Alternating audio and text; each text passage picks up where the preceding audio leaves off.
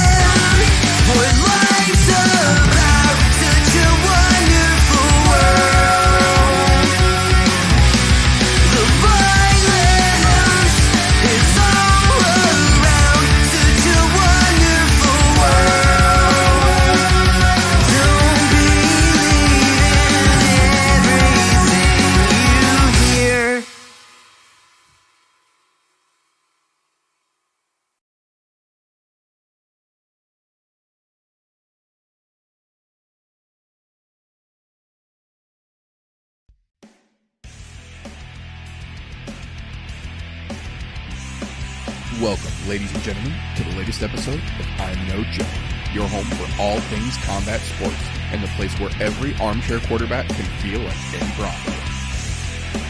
The views and opinions presented on the I'm No Joe channel belong solely to the person expressing them, no one else. If we say it, that means we meant it. That being said, this show does contain adult themes, adult content, and general shit that you shouldn't be letting your kids intake. Be advised, viewer discretion is recommended. Proceed at your own risk. You've been warned.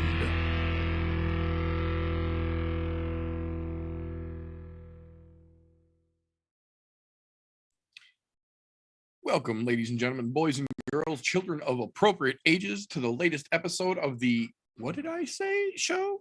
The show where we give you the recaps from all the punchy, kicky events that have gone down over the weekend and hold ourselves accountable for the shit that we talked prior to them taking place.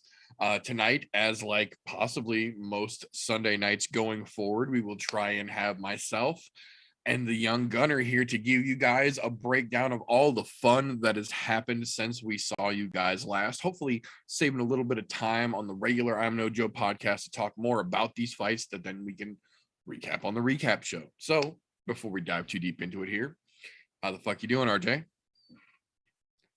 Doing pretty damn good, man. Tired as shit. Pretty good. So I've got to say, going into the card, knowing all the shit that had been moved around and the fact that it's a fight night, and the fight night before a pay-per-view at that, I got to say I went in with semi-low expectations, and my expectations were surpassed very, very gladly.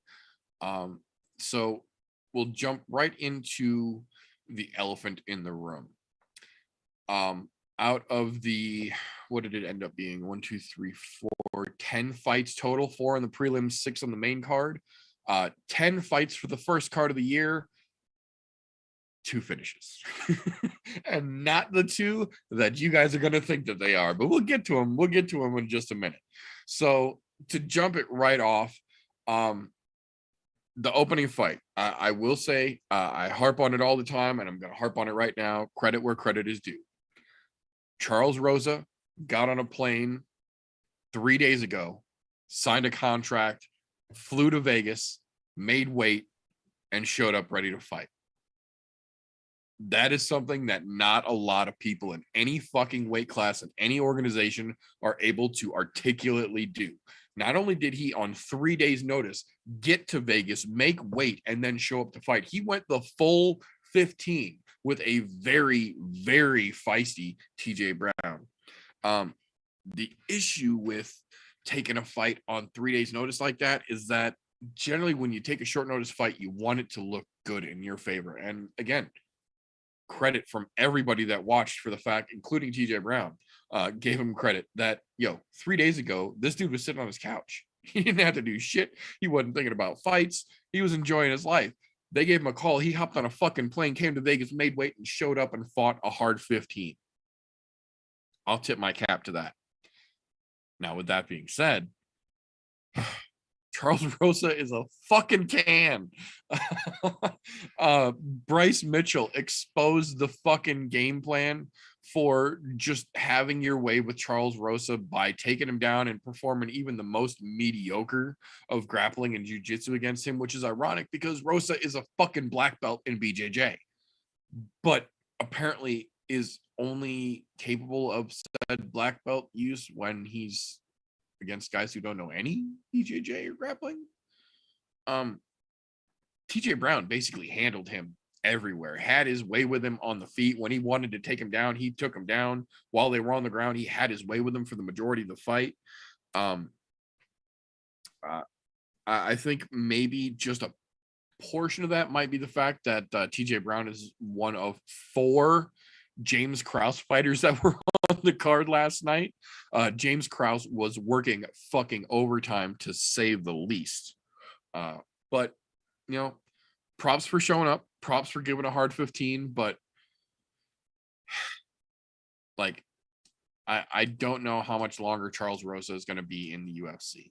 I really don't. And I think it's, like I said, valiant effort, but this is clearly not the league for you to be able to be competitive in. Yeah, like my big thing watching that is you're not going to have a game plan in a 72-hour period. You're just not going to be able to come up with a game plan. You're going to come up with a base. Hey, this guy's a striker. I can do this. I can do this. I can outperform him here. That's your game plan. Stick to that. You're a BJJ black belt. You're it for those that do not know, people, it is very fucking hard to get a BJJ black belt. Like, it is a fucking honor.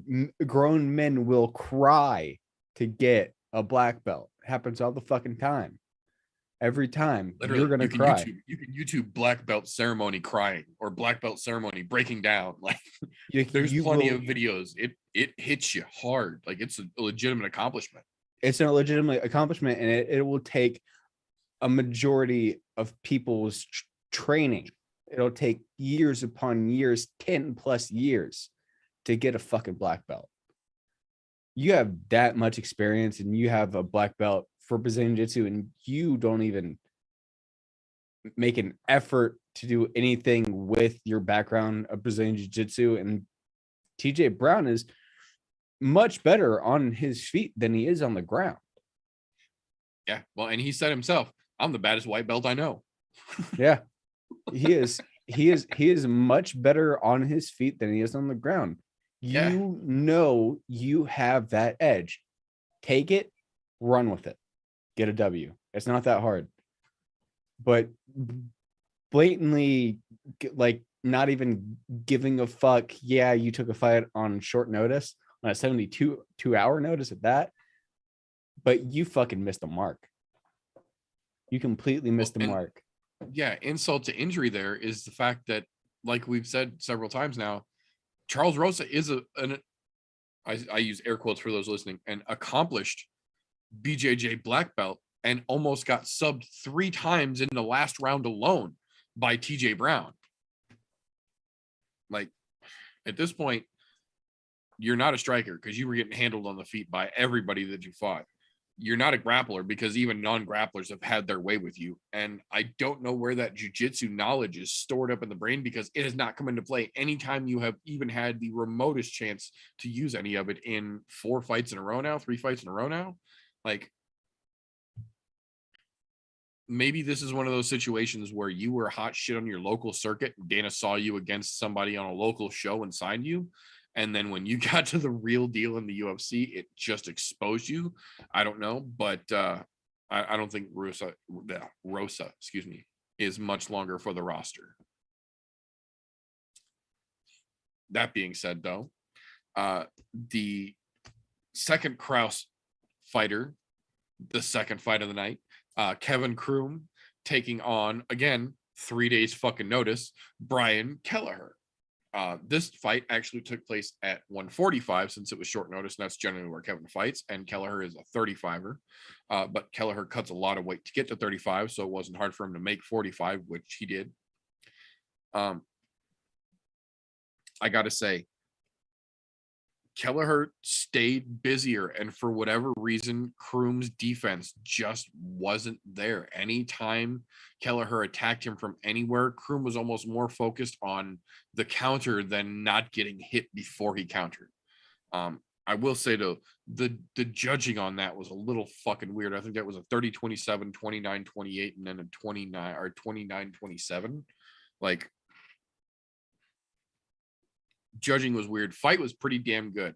Again, for 3 days fucking notice, getting off the couch, getting on a plane, flying to Vegas, making weight, and then showing up for the hard 15.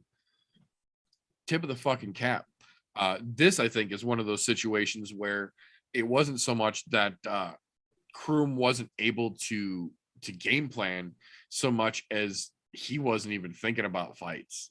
Like, you could kind of tell James Krause was screaming his fucking head off from the side, but Kroom was just not in fight ready condition. Like you could tell it's not like he was completely sitting on the couch 3 weeks removed from anything, but he wasn't in fight shape and he wasn't responding when Krause was trying to give him direction, and it cost him the fight because Kelleher stayed busier. The judges saw it too. I mean, I have two big things.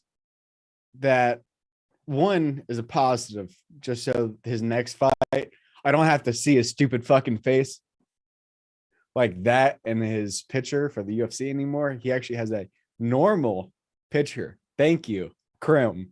Appreciate you, buddy. Second, doing this, swinging just to stay busy. I understand the thought process. I do. Keep the tension up here. You can go down, attack the body, go down for a takedown, leg kicks. I understand. But whenever somebody is a foot away from you, the second you take your hands away from your face, you now have multiple fucking things that you can get hit in, like your face or your jaw or your eyeball or your nose or the rest of your fucking body. And that happened countless times. Yeah. So I think Krause needs to dial that in, like, hey, you need to limit your movement. Limit the hands. If the hands aren't out going for a swing or going for a grapple, glue them to your face. You don't get hit as much if your hands stay right here. If your hands are literally blocking the thing they're trying to punch, it's a lot harder for them to punch that thing. But keep fluidity in your hands to go block the takedown, block the body shots. You have to have a little bit of fluidity, but keep the hands here, not out here doing this. You gotta, like, that was painfully obvious of the way things were going to play out in that fight in the first 2 minutes. The first 2 minutes, right away too. You absolutely Kroom came out strong first minute. He came out good. He looked good. He was moving. He had a lot of pressure. He blew his load a little bit too fucking quick all at once in that first minute. And then he had the low blow, and then everything just crumbled downhill. Yep. Well, and you also got to think part of that first 2 minute onslaught might have also been the fact that he was coming in on 3 days notice, and Kelleher's got such a weird attempted style, like half Dominic Cruz, like half Keith Jardine, but 135 pounds still. Like it's weird to train for in a full camp. So on 3 days notice, Krause was just like, don't let him hit you. And well, of course, then Kroom couldn't do that very well either. So of course, I've taken a lot of short notice fights, a couple days, 3 day, 4 day notice fight. But you look at the person, see what type of fighter they are, look at where they're weak, and then exploit the weaknesses. You don't just see what fucking sticks in the moment. You have to have a game plan. And I don't think that Kroom and the camp even put a game plan together at all for that. No, I kind of have a feeling the way that one, because like I said, there was 4 James Krause pupils on the card last night. And you could see in all of the other fights, other than the Kroom fight had James Krause the most angry, because everything he was screaming, Kroom was almost ignoring. But in the other fights, like, Krause knew what the fuck he was doing here. He was calling good fights, but for whatever reason, Kroom just couldn't follow the directions. And I wonder if maybe that's a situation where Dana called James like Wednesday and was like, hey, we had a last minute 35 dropout. Do you have anyone else in your gym before you guys fly out here that's ready right now to step up that can do 35? And he was like, no, but I got a 45er and he can make 45 Friday. And then Dana was like, Kelleher, can you do 45 for a catch weight? He was like, sure, still money. We're good. Fucking Kroom hopped on the fucking back of the plane last second. Like, I feel like Kroom was not meant to be part of this, but since Kraus already had 3 other fucking fighters on the card, because that was one thing that TJ and I were talking about yesterday. If you watched the Dana White looking for a fight where he signed Ugly Joe or Dirty Joe home, after that fight, you see Dana White get up and walk away from the table, and he walks away from the crowd and he takes James Krause and he walks James Krause away from the fucking crowd. And he asks him straight up, he's like, do you think he's ready? Should I give him a fucking development deal, bring him back to the fucking Contender Series, or give him like, you know, some entrepreneur shit, some possible tough contract or something, or like, is he ready? Krause is like, no, I'm telling you right now, he's ready to go. Dana was like, all right, walked over and fucking signed the kid. So it's clear that Dana has legitimate, serious, genuine trust with James Krause at this point. So yeah, I think Kroom kind of got like, you got one more in, they got +1, as they say. Yeah, But, I'm just happy. I'm just happy I don't have to look at his fucking weird ass creepy but he has the weird smile to it. He's not looking straight. He's not standing straight. He's hunched over at an angle. Yeah. What Yeah, is they that? did luckily fix that though. Thank you for fixing that, UFC and Kroom. I greatly appreciate it. I don't want to look at your weird ass. Come over here. Right. Let me touch you. Kind of face. Yeah, that I drive a box van with no windows look. Yes. Let me smell your hair. Right. There's puppies in the van, little boy. My fuck, man.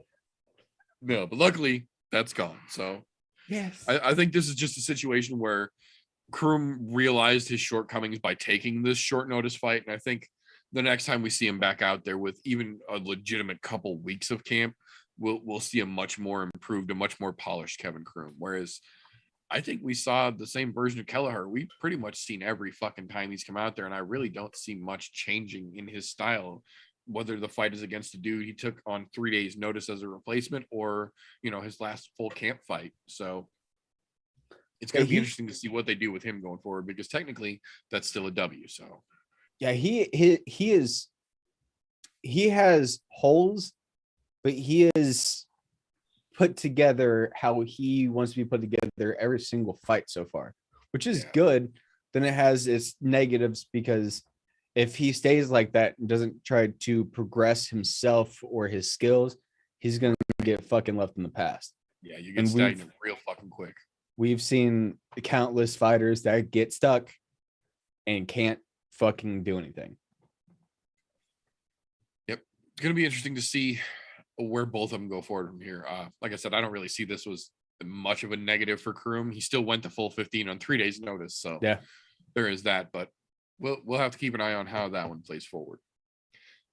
Coming off of there, though, we got to see the man, the myth, the legend, one Court McGee himself back in action.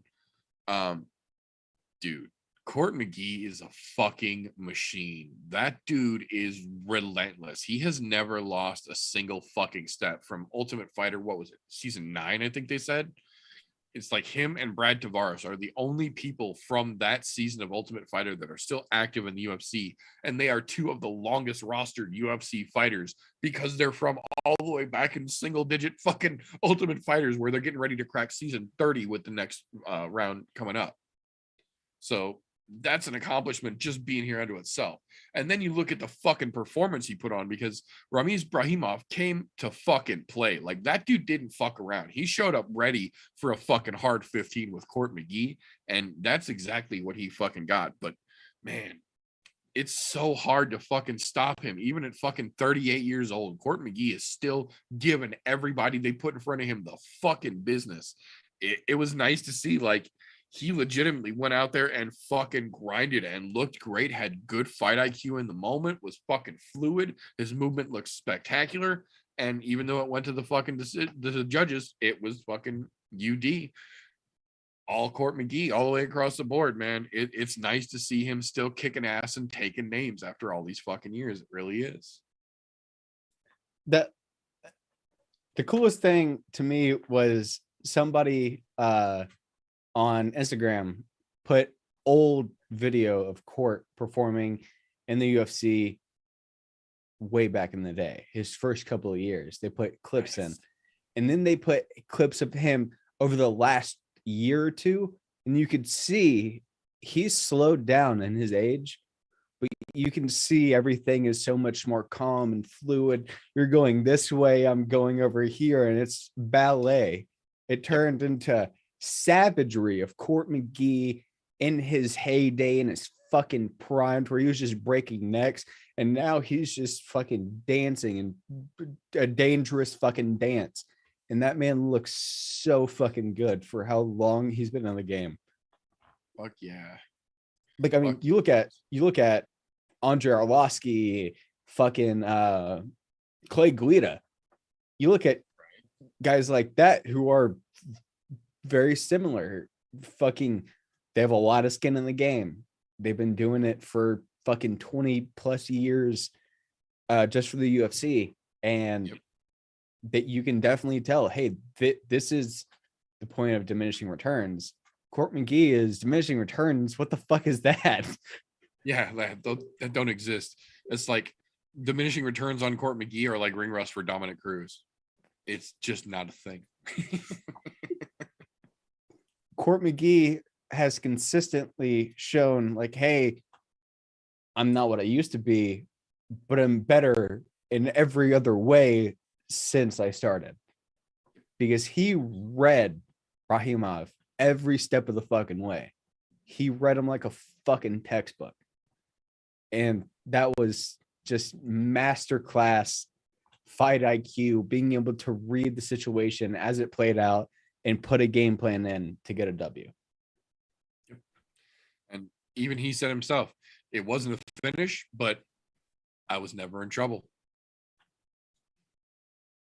100% correct. 100% correct. He dictated the whole pace of that fight. So fucking there was several points that when Brahimov was pushed against the cage, that he could have wrapped McGee up in fucking guillotines and dropped them, because his head was right there, pressed up against the arm. All you'd have to do is chicken wing the arm out and then just yank it up. But that is something that we're just not seeing a lot lately, because his head was right there. All you'd have to do is just chicken wing the arm out and just yoke his ass up, and then he could have been in trouble. Part of the reason he might not have been so inclined to go after that is how fucking strong. If you look at the takedowns, when Court put him on his ass, oh yeah, he didn't just pull him away from the fence and lean him over. He yanked him and slammed that motherfucker down. So to go through the effort and to take your body, your center of fucking gravity off your fucking, your point of low fucking center of gravity, and lean off to try and chicken wing out, put your tension on his neck like that when he's already throwing you backwards anytime he wants to. I get the hesitation there. Good point. I didn't think about that one. That's a very good point. Because there were several times when you, like, even Fitzgerald commentated on it at one point. Like, Court slammed Ramiz onto his back, and it sounded like a fucking WWE fucking high flying maneuver. Like, that motherfucker got thrown down with authority. So I can see how that would make you a little nervous about going overboard on the fucking neck crank. Very true. I didn't think about that one. That was very true. Yeah.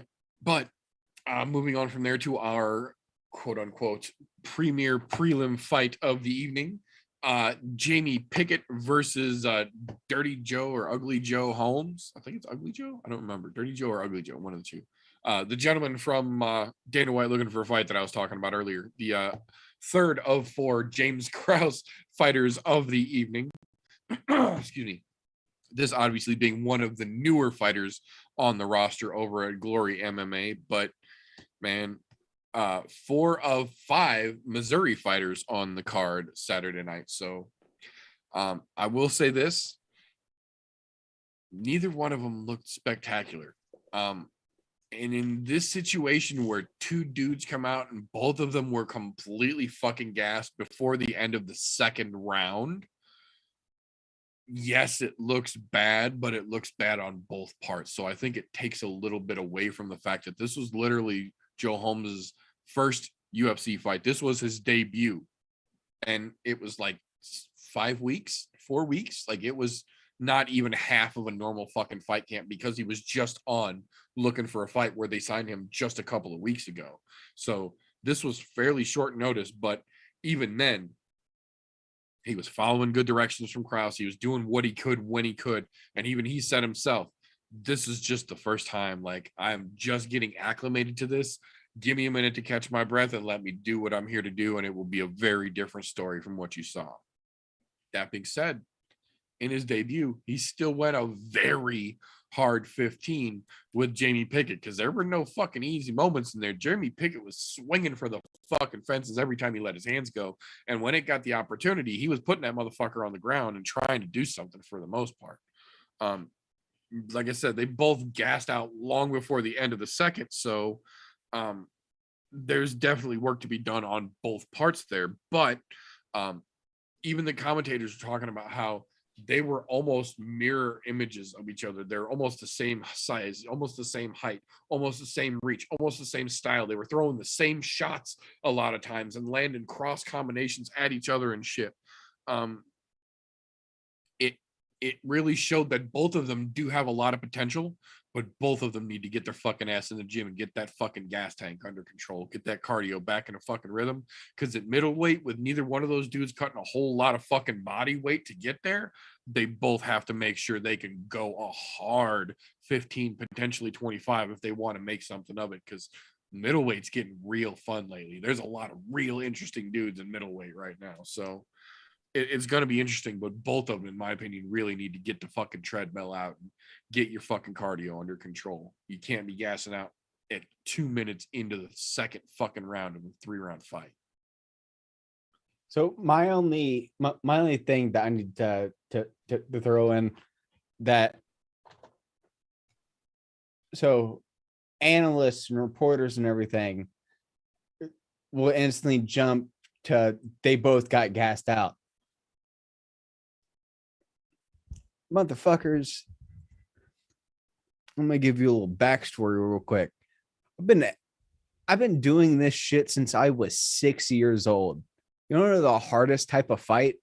Somebody that's the same size and reaches you, because both of you can hit each other from the same fucking point. You'll gas out quicker at fighting somebody with the similar, if not the same fucking reach, than somebody that has a longer reach on you. You'll gas out quicker because you have to fucking be busier to get the fucking first shot in. You'll gas out 10 times fucking quicker.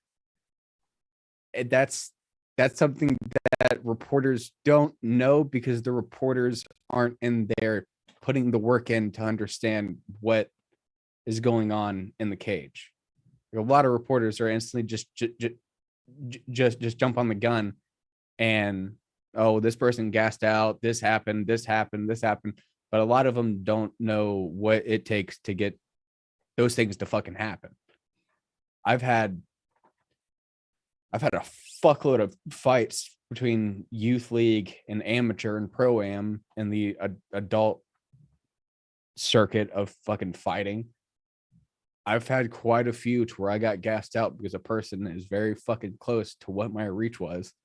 And I don't gas out very fucking often because my ass is running at 6 o'clock in the morning every fucking day for 2 hours with a 17-pound plate carrier because fuck you, America. I think this is one of those situations where, like I said, they were mirrors of each other for the good majority of that fight and were even throwing the same shot quite often. And in that situation, I think that's one of those situations that would almost play out worse than if somebody had reach on you, because at least if you know when somebody has reach on you, every time you go to throw, they're gonna try and counter you because they can hit you from further away. Whereas the dude that has the same reach, it's a fucking Russian roulette game every time you throw one because they could, but are Are going they? to? And like most of the time, if you know somebody has a very, very similar reach than you, the second you swing, they're gonna fucking just out of instinct because they know that they're close enough, they're gonna pop a fucking quick jab just to hope and pray that it lands before you hit them. Yeah. Just to try and make you flinch, make you miss, make you stop and pull back, reset. I mean, finding somebody with the same reach is the most difficult fucking thing. I'd take somebody that has fucking 5 feet reach longer than me than somebody that has the exact same reach as I do. I would prefer that because I know how to attack that. Good times. Good times. No, I think both of them are still fresh enough. I think there's still room for both of them to polish up a little bit and get things under control. But still, fun 3-round war, fun 15 minutes for damn sure. Yeah, and a very, very good debut for a shorter like camp with Kraus. That is a very good, very respectable debut. I'm really excited what Kraus can do with Holmes, right? Because he definitely has a very good base there. Needs to iron some things out, of course, like everybody else, but he has a very, very good foundation to build off of, and especially with the likes of Kraus being your team, you have the possibility to go above and fucking beyond. Yep, absolutely. But that'll bring us into the main card here. One of the dark horse fights of the evening called from our show on Thursday night. Bill Algio versus Joe Anderson Burrito. Joe Anderson Burrito making his UFC debut. I gotta say, 2 things. One, I forgot until Saturday night that Bill Algio's nickname is Senior Perfecto. And it cracked me the fuck up when they announced him. But 2, Senior Perfecto has a fucking gas tank for days. He wilted Burrito. He walked fucking circles around him for the whole fight. Props for Burrito on making your debut against a clear, tough fucking out. But goddamn, Bill Algio was an energizer fucking bunny, man. He was just on it and never slowed down, never relented. Very Max Holloway-ish, in that it almost seemed like he was getting stronger as we got closer through the second into the third and towards the end of the fight. He seemed to be pouring it on more at the end than he was in the beginning, and it wasn't for lack of fucking effort because he came out guns fucking blazing as well. I think Burrito is just a little shell-shocked, a little caught off guard by the lights and the whole of the actual experience of making the debut. I think he's clearly got some fucking potential as well, because it wasn't a full one-sided fucking masterclass. Algio had his work cut out for him as well. Burrito did give as good as he was getting for the most part, but Algio just took control from the time that fucking opening bell rang and did not let his foot off that fucking gas for 15 minutes and absolutely earned the unanimous decision, in my opinion. Yeah. I mean, my only thing is fucking Burrito. I have not seen a motherfucker pick somebody up and walk around with them in a hot fucking minute. You know what it reminded me of? When Kamzat grabbed the leech and walked him to Dana. Yeah. Picked him up and walked him to Dana White, talking to him, and then slammed him in front of Dana while he was talking to Dana, not even looking at the guy he was fighting. That was kind of what that reminded me of a little bit, because he walked him for a good 5 or 6 solid seconds. Like, what the fuck are you doing, dude? Yeah, he walked him from one side of the octagon and went about 3/4 of the way back around before he slammed him. So you're one strong motherfucker. Props for being a cut motherfucker for sure. Also, props on being able to get Algio down so effortlessly and taking his back after you dropped him, because that was textbook on a back take. That was fucking textbook. Burrito really needs to work on what to do to fight with fight somebody's hands while they have his back. But goddamn, somebody that can do that effortlessly, that has the potential of fucking some shit up going to the ground in that fucking weight class, because you don't see a lot of people that can transition from being on top of you to have your back in a fucking second. That quick. It was a fucking that quick, and he was already around and making moves. So he was already around leg lock. It was. Yeah, I was gonna say, if Algio would have actively fought, because as soon as he got around him, he locked that fucking body triangle in and just sank it. You saw it suck right into fucking Algio's rib cage. If Algio would have popped that ankle out and then started fighting the hands, he could have rolled right out of that.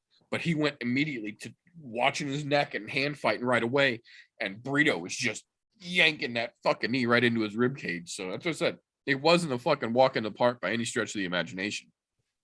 One thing I would really like to see in the UFC that really hasn't been showcased like ever, I don't think, but is showcased more predominantly in Brazilian Jiu-Jitsu competitions, and I would love to see somebody pull it off.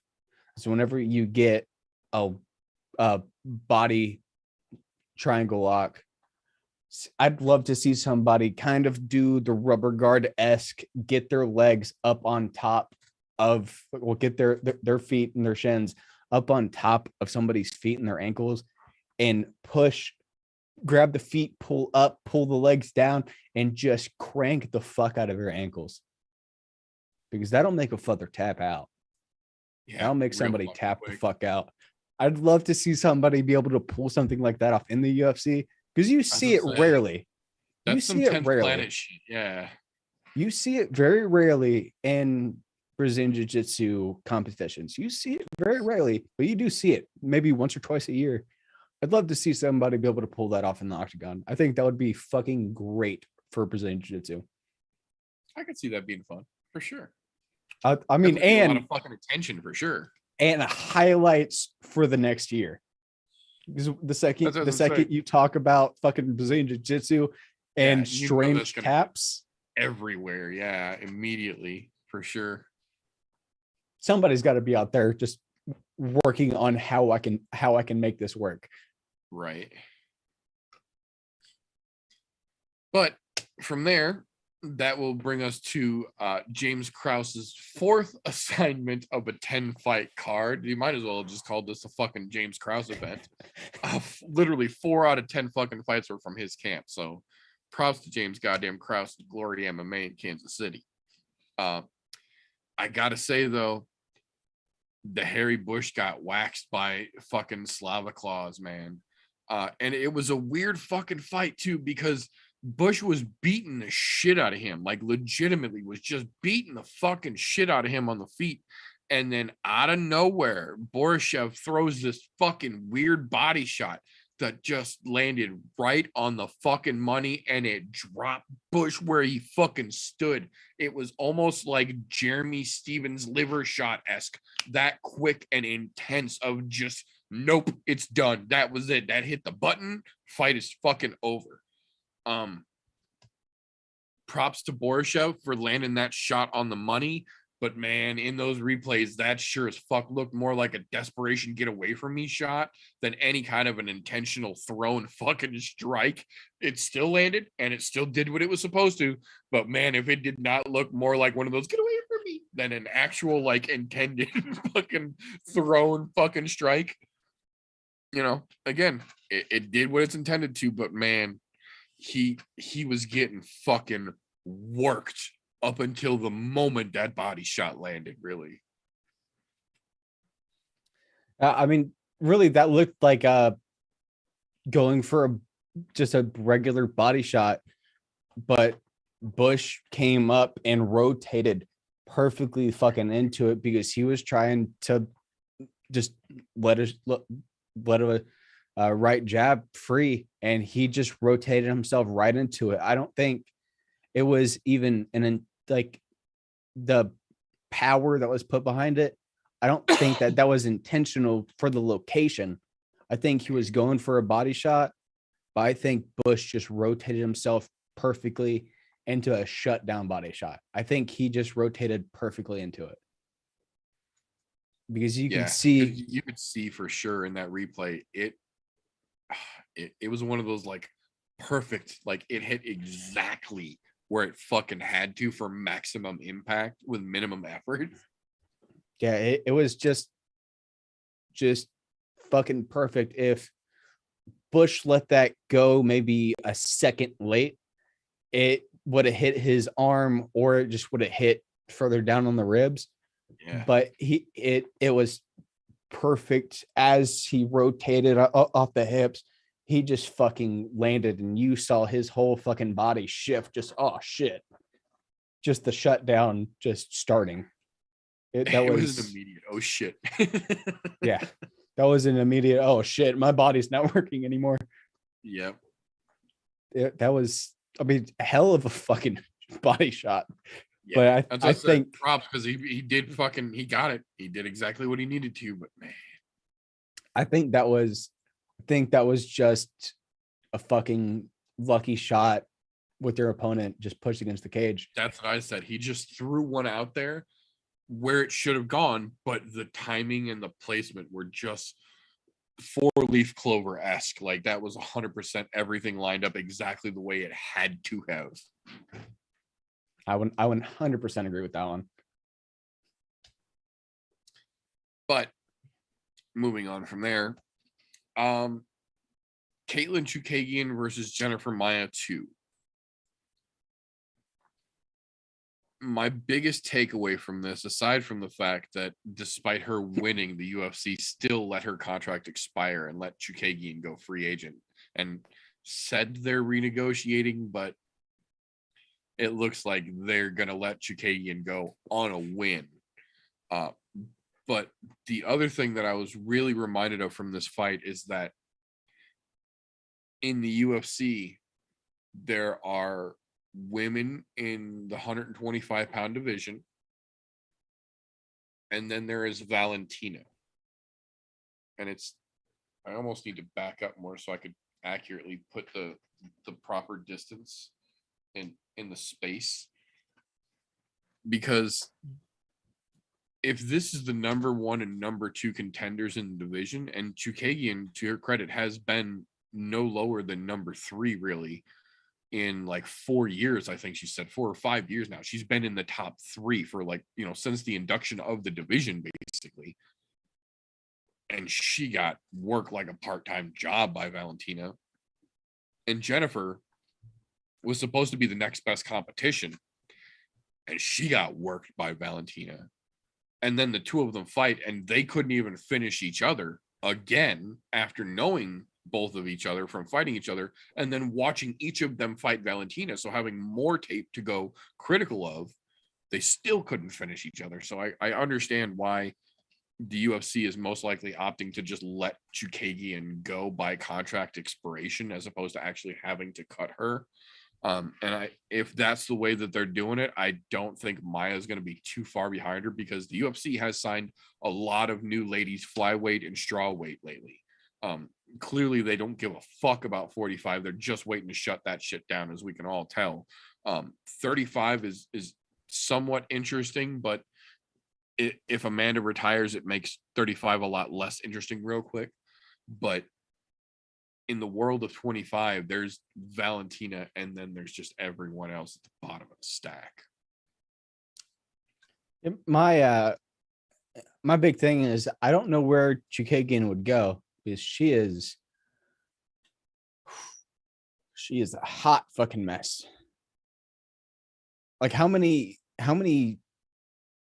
punches did she let go? A couple fucking hundred, right?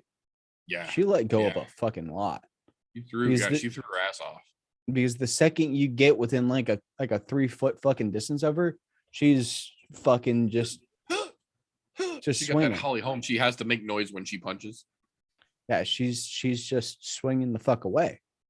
Which I mean, I get it, but you're swinging at nothing. You're wasting energy, and you're just gonna gas yourself out that much fucking quicker. That was just a fucking mess of a fight. Yeah, it really was. I don't know. I have a feeling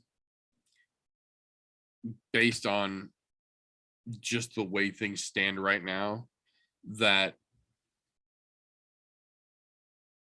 and I'll go over this more as we get closer to the actual date, but I have a feeling based on how this played out and how things are set right now that the UFC is kind of envisioning that Miesha Tate is going to beat Lauren Murphy, who just had the last shot at Valentina and got her ass beat. And then to validate her getting a title shot, they're going to give her Jennifer Maia next, who just beat Caitlyn Chukagian and has also faced Valentina herself. So then when Miesha will have beaten Lauren Murphy and Jennifer Maia, the two of the last contenders against Valentina, there will be no choice but to give her that title shot so Valentina can beat Miesha's ass next, which I don't really want to see. But if she's really got it set in her head that she's got an easier path to the belt through Valentina than she does of playing with Juliana or Amanda, I mean, I get it, but I don't see either path working out very well for Miesha, really. And I like Miesha, but I don't see either path working out well. Yeah, I don't see, no matter what way you go in that scenario, you're gonna fucking lose. It does not matter. Those two women have locked down their fucking reign as pound for pound best women's champions. Period. Well, and even on the off chance that lightning legitimately strikes twice, and it won't make any sense to the world if it does, but it could happen. If somehow Juliana beats Amanda in the rematch and maintains the belt, Juliana was on Miesha's team on The Ultimate Fighter. Yeah. So that just makes it even more weird if she were to go back to 35 and try and fight for the belt there. She's literally fighting one of her own students for the belt. Like, there's no easy play for her, no matter how she gets it. And like I said, I like Miesha. I admire the fuck out of the fact that she was willing to take time off, have her kids, and come back and do the damn thing at the highest fucking level. And seems to be fairly fucking capable of still doing it. But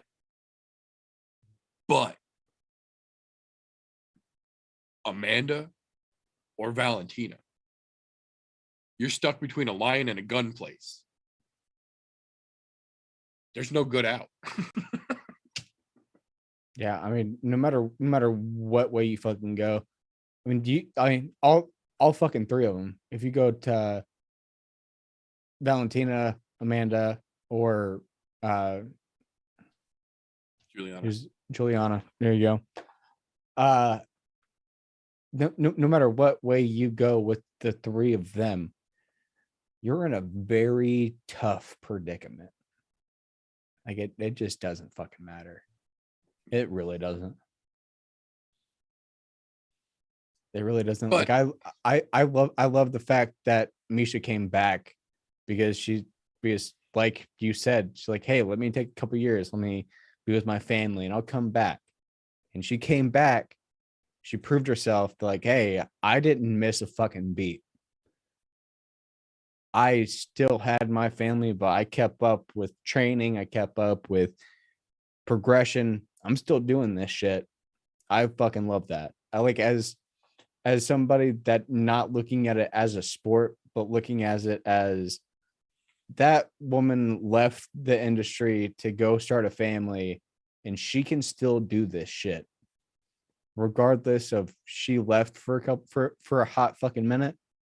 I mean, technically, she didn't even really leave. She just stepped away from active combat because Yeah. the entire time she was not fighting and having her family, she was living over in fucking or traveling back and forth to Singapore, working for ONE FC as the fucking VP of fighter relations. Yeah. Like she was, you could kind of tell that had her like a little I just bit want to behind fix. the ears, a little bit on the neck there. One of them like the college too tight kind of situations. And then once the kids started getting old enough and she could get in the gym and really fucking hit it and it wasn't wearing her out at all. And she was like, this is what it was like when I was fighting. Why am I not fighting? Fuck this. And now she's back and fighting again.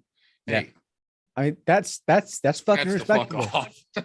That's very fucking respectable and Yeah. admirable to a lot of fucking people out there to watch something like that. I mean, that can motivate a lot of fucking people. And Yeah, can. I really fucking love just that side of it. That's gonna motivate fucking thousands of people. Yeah, as it should. Yeah. Should. But Definitely.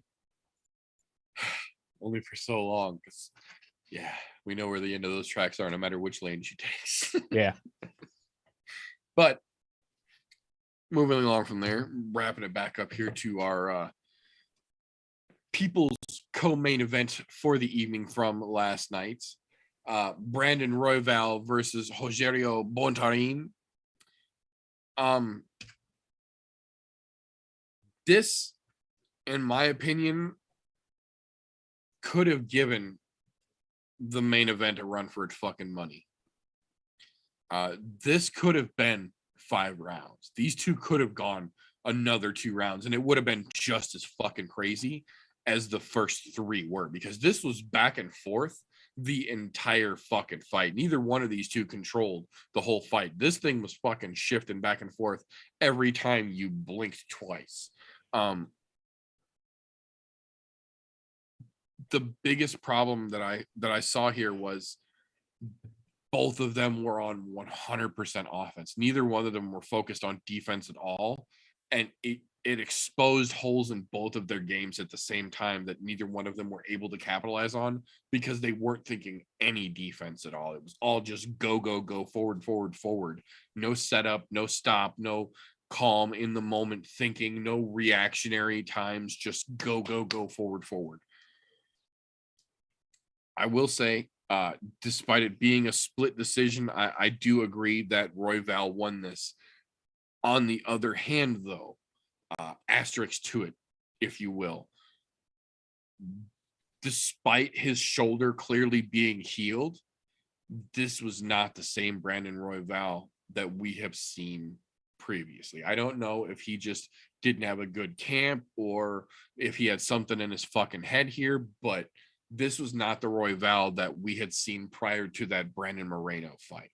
I don't know what's going on. I hope he gets his shit back together, because in my opinion, peak Brandon Royval is in the top 3 in this division, could easily be the fucking belt wearer very, very easily. But you can't put on a performance like you did last night. Yes, you got the W, but it was a decision split because you couldn't finish and you couldn't solidify the fact that even after 15 minutes, you won the fight to everyone that was watching. I still think if he gets back in the gym, gets refocused, gets back to what we've seen him capable of, he's got the potential to stay at the top, if not take over this division. But Bontarin gave him a hell of a fucking test, and he got by it with the skin of his fucking teeth in this one.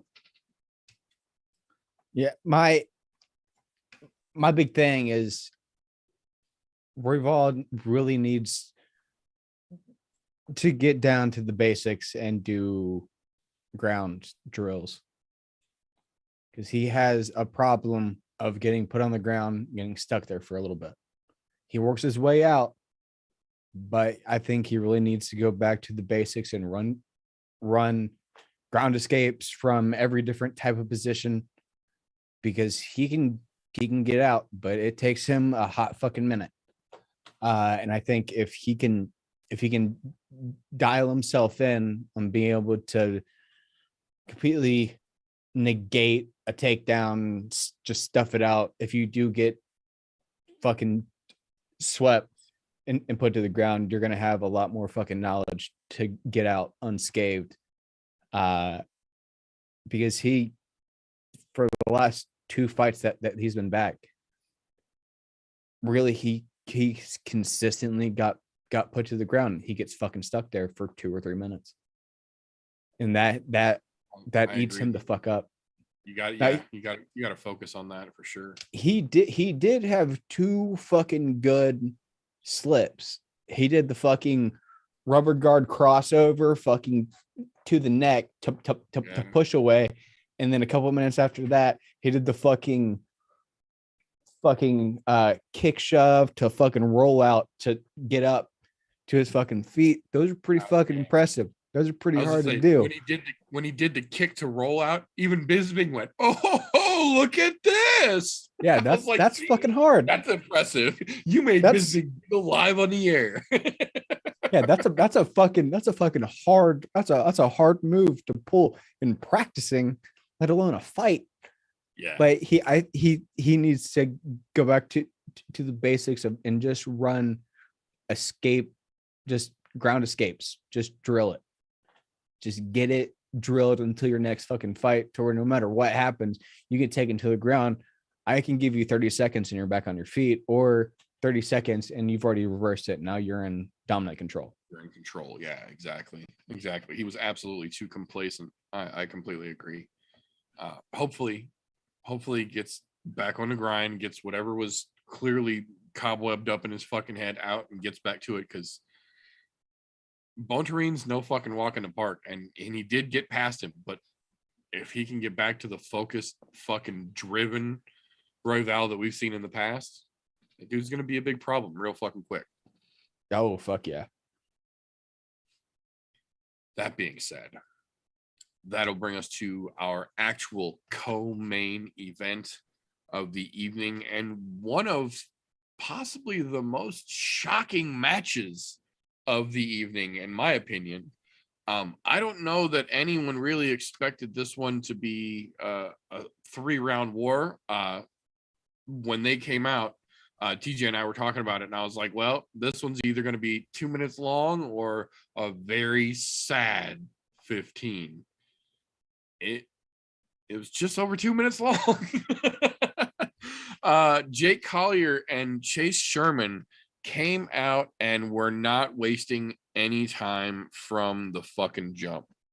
I will say Chase Sherman looked very fucking sloppy from the opening bell. He looked like he didn't have any kind of game plan. Like he just planned to come in there and just punch Collier out with no strategy. Collier might be a big dude, but he's got pretty fucking good fight IQ. And he demonstrated that by getting the first submission of 2022. He got himself a beautiful fucking submission and then went on to the post-fight press conference to let everyone know, I have never put a gi on in my fucking life. I have never trained jiu-jitsu a day in my life, but I have, through necessity, developed a very strong ground game, as I demonstrated this evening. Bravo, sir. Bravo, because we've all seen what Chase Sherman can do when he connects. He wasn't a BKFC champion for a hot fucking minute for no reason. That dude has got fucking mailboxes that will put you to sleep when he connects. Collier never gave him the opportunity. Collier stayed smooth, stayed calm, stayed collected, did what he needed to do, didn't take hardly any fucking damage in the process, and got Sherman out of there with a fucking submission 2 minutes and 26 seconds into round 1. Son, that's a scary heavyweight. Yeah. So my only thing that I find rather unusual with Collier, every now and then, whenever he goes to step, he'll pop his fucking hip out, and it looks like his body, like he's getting ready to plant his feet and fucking throw, and that gets people either to come into him or back the fuck up. Yeah. I don't know if he does that intentionally or if there's something going on with his fucking hips, because it happens randomly. I think he does it intentionally. It's He was talking about this a little bit in the post fight when he was talking to the media. A lot of people don't realize Jake Collier used to be the RFA middleweight champion for 3 years, or 2 years or 3 years, I don't remember, but he was the RFA 185-pound champion for some years. He apparently just drained all the life out of his body to make that, because he said even when he was the 185 champ, he was still walking around about 235. So he would water cut to 205 and then literally starve himself to 185 and then fight like that, and held the belt like that for like 2+ fucking years. So the fact that he now has decided, fuck that noise, I'm just gonna fight at fucking heavyweight, and we've seen what he's capable of at heavyweight.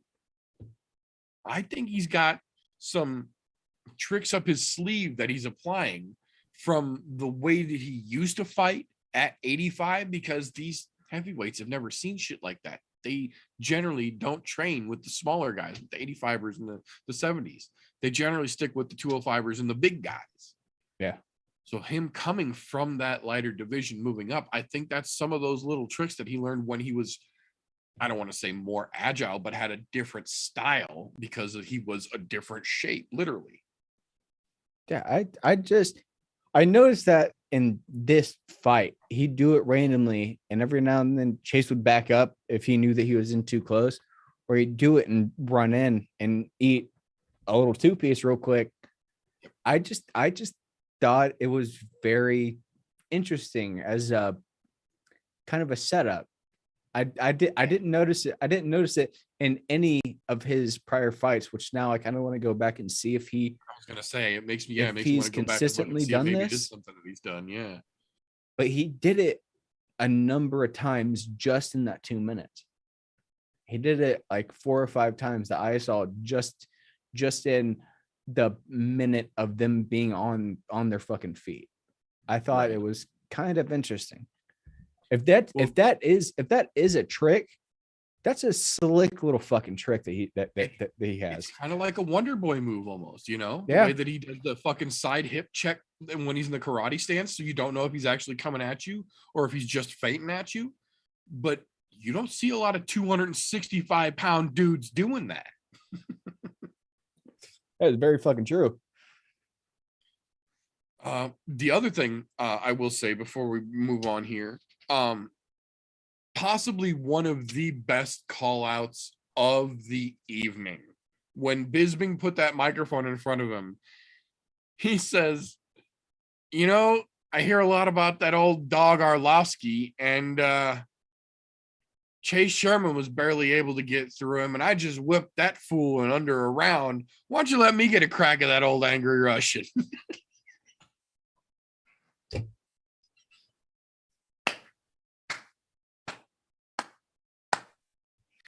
Oh, just beautiful. Smile on his goddamn face the whole time. Like, that guy's got some potential. That Collier kid, he's all right. I am very curious to see where he goes from here, because yeah, there's definitely some potential there. But that'll bring us to our main event of the evening, the first main event of 2022, and goddamn did they pick a fucking good one. Not at all how I think most people anticipated that fight playing out, but holy shit, was that a fucking 5-round war. Calvin Kattar and Giga Chikadze came out, and there was not an ounce of quit in either one of them. I will say Giga had great success early, but it seemed like for whatever reason, he just could not keep his left hand up, or no, right hand up, excuse me, to block Kattar's left. and Cater drilled him with that all fucking night. And then in the later rounds, towards the end of 3, all through 4 and 5, Cater started throwing almost a left jab, left elbow combination, and he started throwing elbows like punches with step-in shots, and he had split Giga's eye. There's pictures from the two of them because they both got taken right to the hospital after the fight. It was one of those 5-round wars that Dana sent them both to the fucking hospital immediately. And they posted a picture from the hospital of them standing next to each other, and Giga has cuts going down the inside of his eye, going down the outside of his eye, across his forehead, down the angle of the other side of his forehead, under one eye, straight down under the other eye. His lip is split, and there's just like random blood running down his cheek from somewhere. And Calvin's got a broken nose. Like, Giga cracked him with a beautiful right jab at one point through the fight, and you saw Calvin's nose just flatten down across his goddamn face and never came back up. Like, Giga broke his nose with that fucking punch, but that was the extent of Calvin wearing that fight. Whereas Giga, despite absolutely fucking miraculous cut man work in the corner in between rounds, TJ and I were absolutely praising that old man's fucking miracle touch in between rounds. Despite that, by the time they got those two to the hospital, Giga's face looked like a fucking jigsaw puzzle, and Calvin just had a flat, puffy, angry nose. Giga Chikadze is a fucking beast and absolutely one of the toughest fucking dudes to ever walk in the 145-pound division, in my opinion. But man, Calvin Kattar just had his fucking way with Giga last night in such a dominant fashion that multiple times throughout the night, all 3 of the commentators made reference to how it looked like Calvin Kattar was doing to Giga Chikadze what 1 calendar year ago Max Holloway just did to Calvin Kattar. It was that legitimate of an caliber beatdown. And like I said, Giga got some great fucking shots, and he broke his fucking nose with a punch, landed a couple of Giga kicks on the fucking ribs, just couldn't quite land them the way he normally does. But man, it was all Calvin Kattar last night. But I think the biggest takeaway, at least for me, this is still either one of these two would get absolutely fucking melted by Max Holloway. If they ran it back, Max would fucking melt Calvin all over again. And if Giga got in there with him, Max would melt him too. And I get that Volkanovski and Zombie is going to happen, but it's only happening because Max got hurt. And once Max is healed, whether it's Zombie that somehow took the belt or Volkanovski that still has it, Max Holloway gets the next title shot. Calvin Kattar at this point might get the loser of Volkanovski versus Zombie, while Max will get the winner. But in my opinion, Max still runs this fucking division. Despite Volkanovski holding that belt, this is still Max's division. Yeah. I'm glad you brought up the picture from the hospital. I'm glad you brought that up because that is beautiful. That is a thing. That is a thing of fucking class right there. 2 men that just beat the living shit out of each other. And they're both in there smiling. Oh, they're smiling ear to fucking ear, both of them. Absolutely. Fucking arms wrapped around each other, just smiling for the fucking picture. Just hanging out. Just two dudes.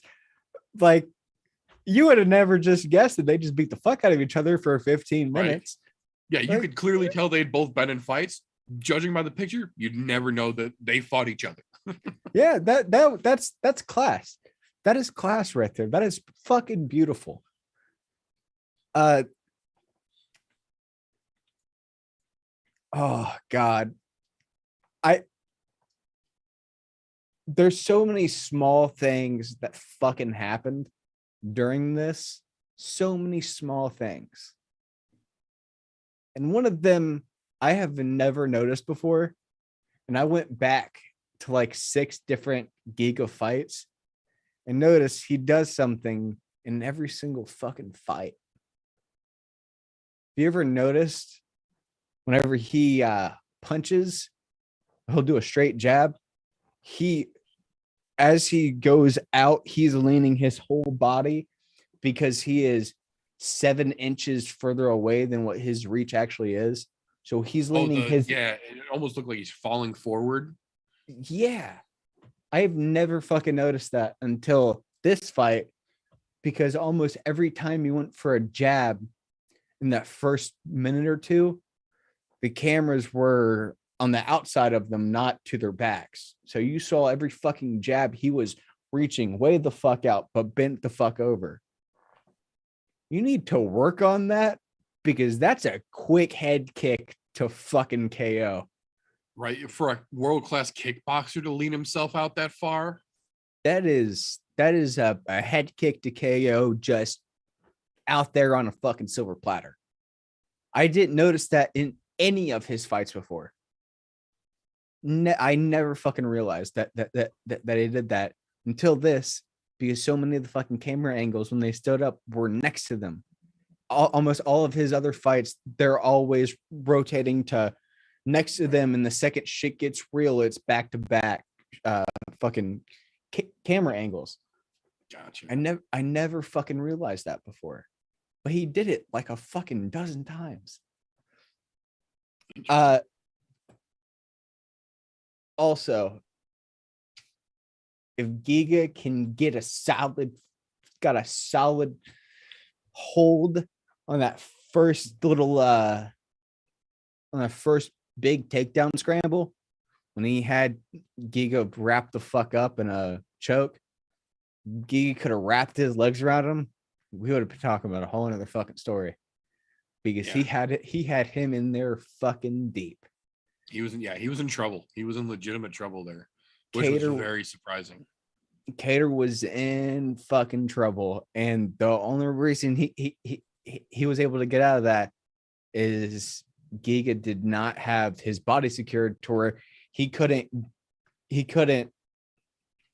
side mount and then push his head into the fucking mat to get him to loosen up and then quickly yank out real quick.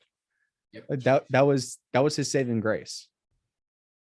Yeah, that was I think that was very surprising. And to be fair, Kelleher said in the interviews leading up to this week that he was going to take Giga down because nobody had.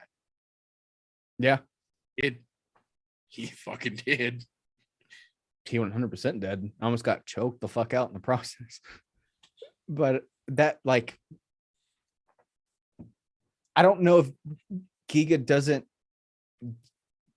run a lot of ground drills or what, because we've never seen him put to the ground before. So I don't know if he's just not super comfortable with it, or if it's something that he doesn't really run drills a lot on in camp.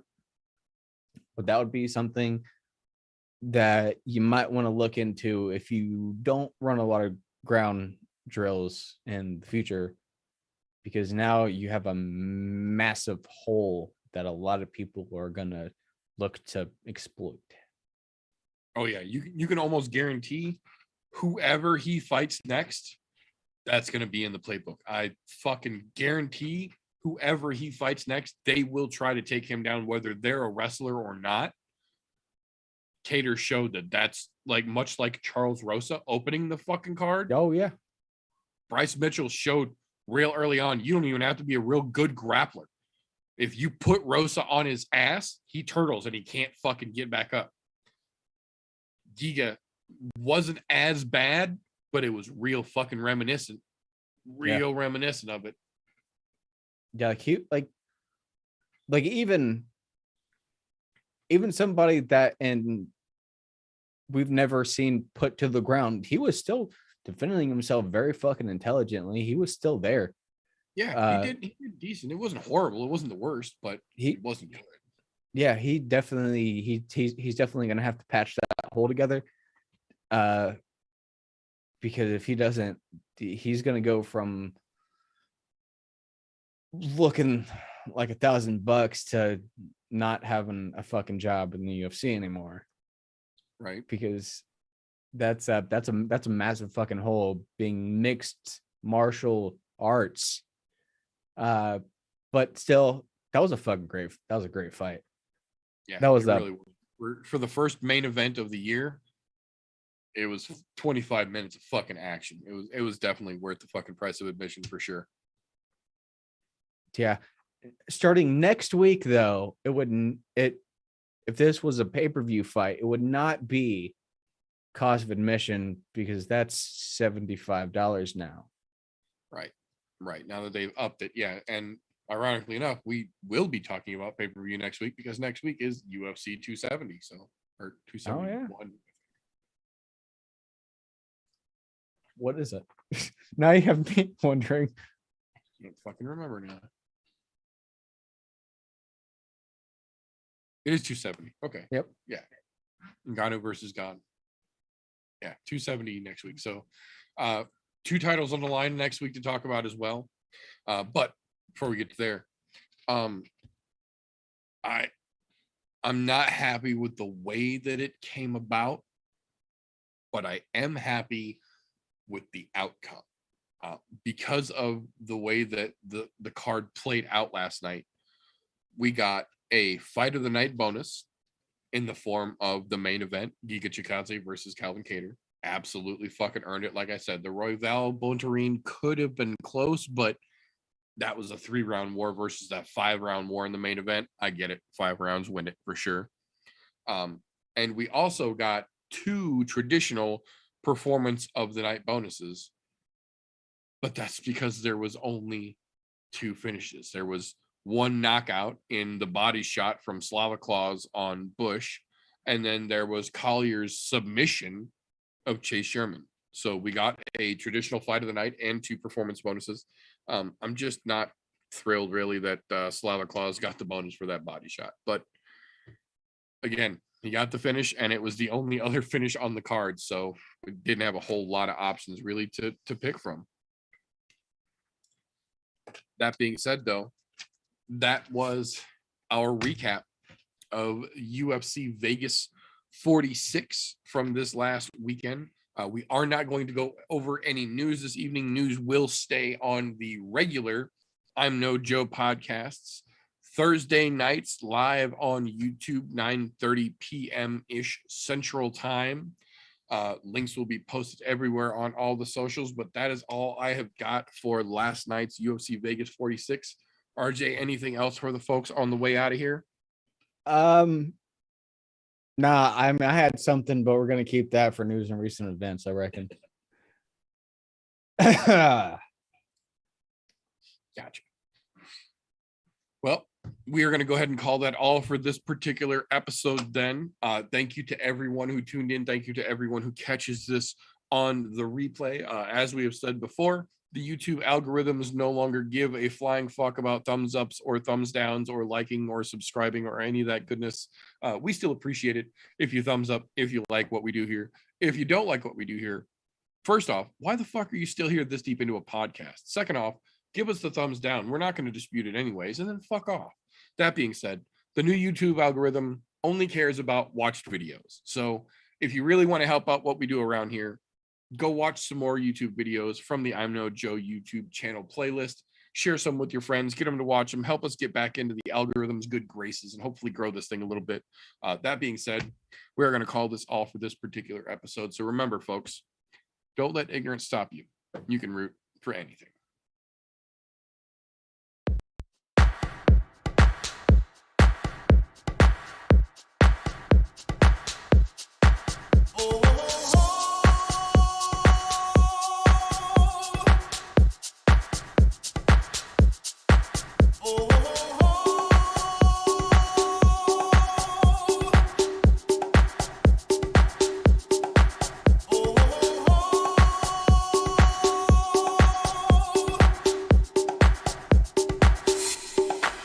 Everybody was kung fu fighting. Those kids were fast as lightning. In fact, it was a little bit frightening.